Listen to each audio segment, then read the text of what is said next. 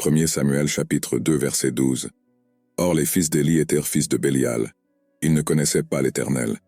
Ce verset décrit les fils d'Éli comme méchants et désobéissants à Dieu. Les différences entre les fils d'Éli et de Samuel sont décrites dans plusieurs versets bibliques. En voici quelques-uns.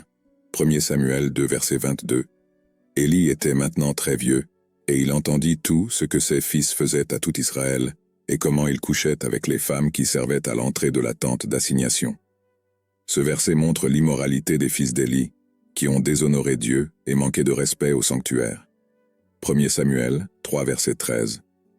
Car je l'avais averti que je jugerais sa famille pour toujours, à cause du péché de ses fils, dont il était bien conscient. Les fils d'Éli ont blasphémé Dieu, et il ne les a pas réprimandés.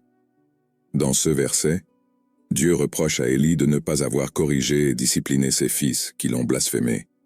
En revanche, Samuel est présenté comme un serviteur fidèle et obéissant de Dieu. 1 Samuel 2 verset 26. Et le jeune Samuel grandit en stature et en faveur auprès de l'Éternel et des hommes. Ce verset montre la croissance spirituelle de Samuel et son approbation aux yeux de Dieu. 1 Samuel 3 verset 19.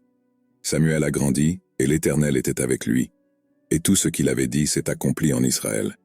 Ce verset met en évidence la présence et l'onction de Dieu dans la vie de Samuel, comme en témoigne l'accomplissement de ses paroles prophétiques.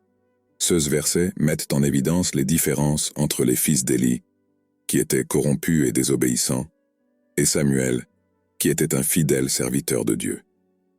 Alors que les fils d'Éli apportaient le jugement et la disgrâce à sa famille, Samuel est devenu un leader respecté et béni par Dieu,